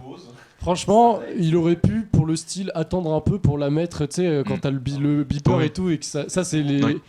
J'ai vu un replay une fois dans un match, je sais plus lequel c'était parce qu'il connaît rien, mais c'était incroyable. Tu sais, quand t'as le beeper qui sonne, le mec fait son tir, il y a égalité et que ça rentre. Et que c'est le tir de la victoire, genre c'est un des trucs les plus satisfaisants au basket, genre c'est tellement...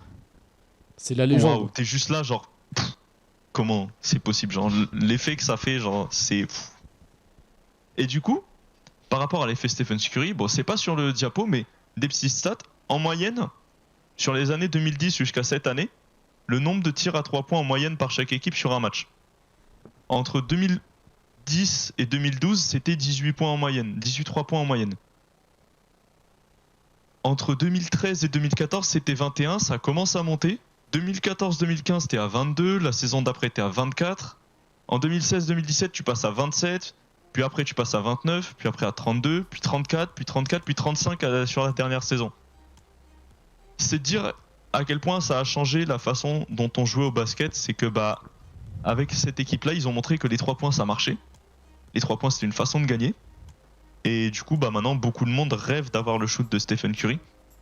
Rêve de tirer comme Stephen Curry. Il y a même des pivots, comme je vous disais, les mecs qui sont grands, qui se mettent à tirer plus à 3 points qu'avant. Alors que c'est pas censé arriver, quoi, que des mecs de ce gabarit fassent ça. Et ça se fait de plus en plus souvent. Et il a vraiment changé la façon dont on joue au basket. La et méta.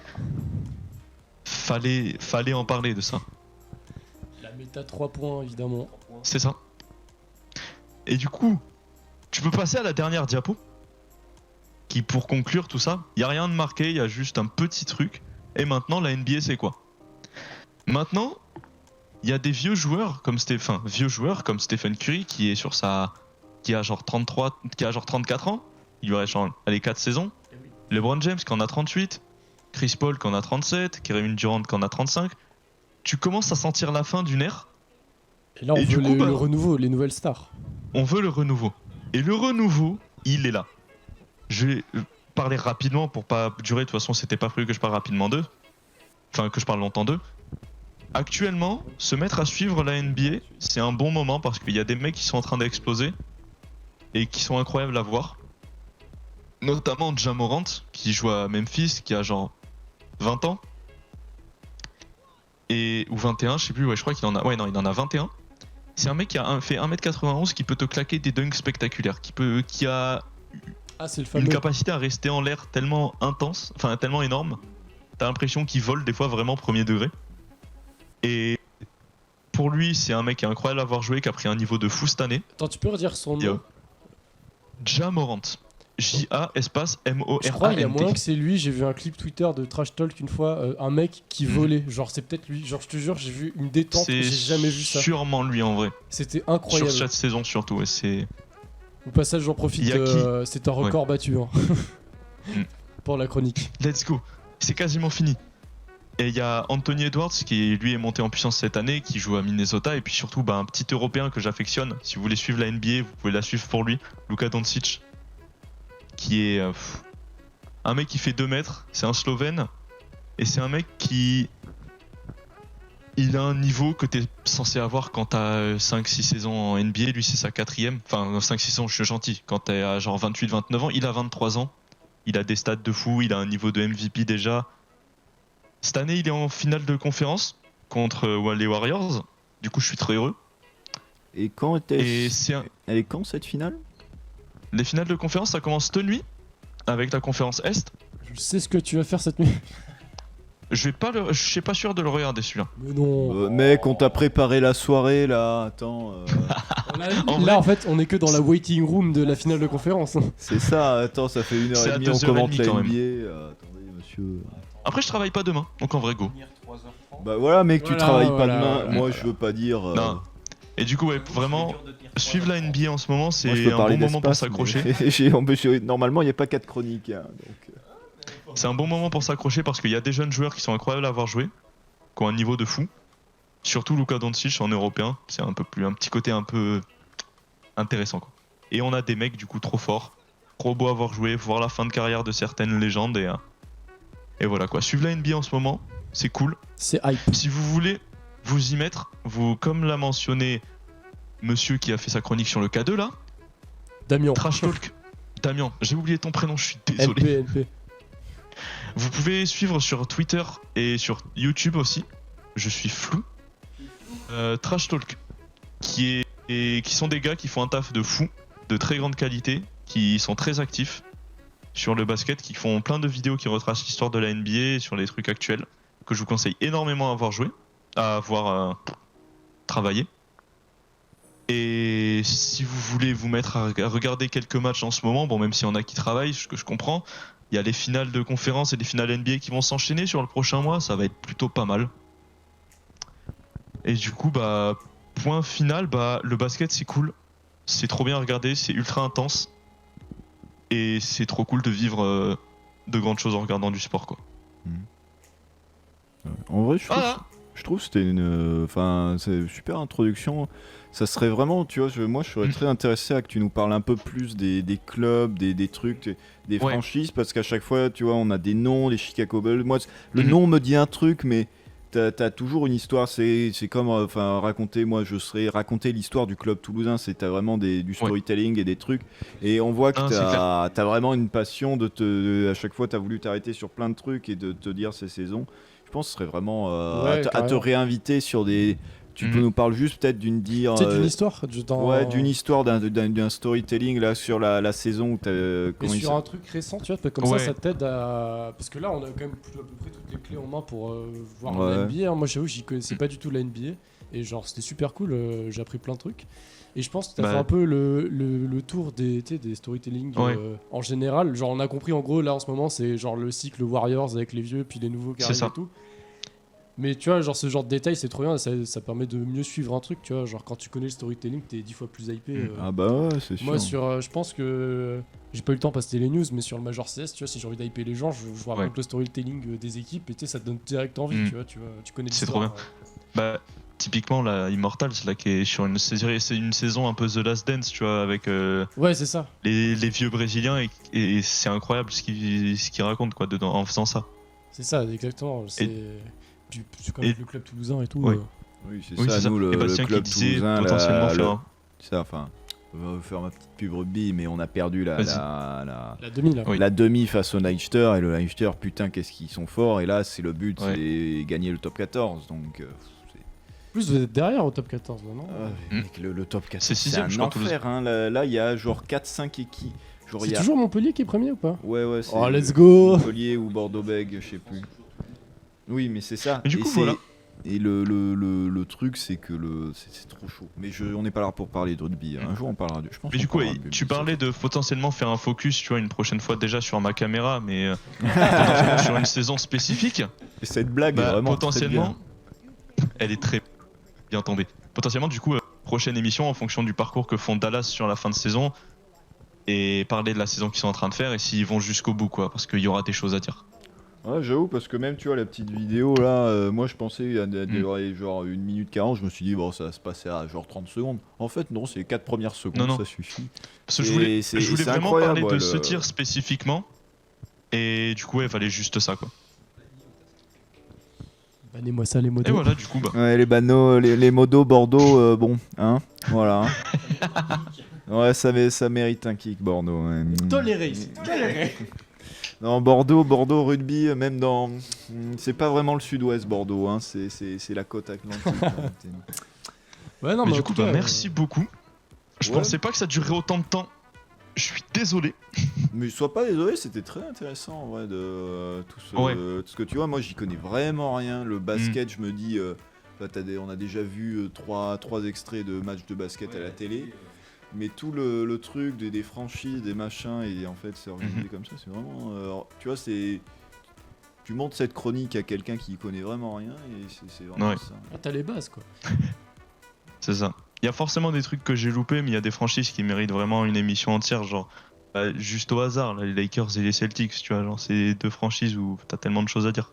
Ouais, bah c'est ça. Hein. Ouais, mais tu vois, là, c'est beaucoup, moi, c'est qu'un peu la première chronique que j'avais fait entre moderne et contemporain. T'essayes de débalayer plein de trucs, et c'est pas ça. plus mal, tu vois. C'est première chronique pour en aimer plus, tu vois. Bah, en vrai, c'est cool d'avoir Mhm. une chronique comme ça, surtout quand c'est ta première, genre sur un sujet tu sais, où tu peux parler des heures. Ouais. Alors que, tu vois, là, le K2, en vrai, c'est très différent. C'est un truc, là, tu vois, je peux plus te dire de trucs dessus, tu vois. Genre, Oui, mais tu nous as expliqué ce qu'était et le tu cas vois, de. c'est pas c'était du tout cool. pareil, C'est ça. mais c'est vraiment. Mais en vrai, du storytelling sur du basket, moi, je suis vraiment intéressé. Ça pourrait être vraiment Ah intéressant. bah je pourrais faire ça dans de futures émissions potentiellement, hein, si ça intéresse. En vrai, là, leur tourne, mais moi, j'ai des questions en privé si Ouais. t'es chaud. Ouais, je sais pas pas de ce problème. soir ou un autre jour, mais j'ai des questions. Si tu veux, t'as ce soir, dans la nuit de mercredi à jeudi, puis de vendredi à samedi aussi, je serai disponible. Bon, après, on va pas faire notre agenda sur ce stream, ce n'est pas le but. Non. Bah merci beaucoup en tout cas Ah ouais, bah, pour votre accueil Il n'y a pas de souci. et pour l'organisation. Ouais. Hop là. Donc nous étions sur le basket et la NBA. Et on passe sur un peu, on pourrait dire une C'est un autre. peu cryptique quand même. Ouais, mais un peu en vrai, comme a dit Louis, c'était très du storytelling, très du média. Et là, on va passer sur quelque chose de très mystérieux, mais qui concerne les médias. Transition.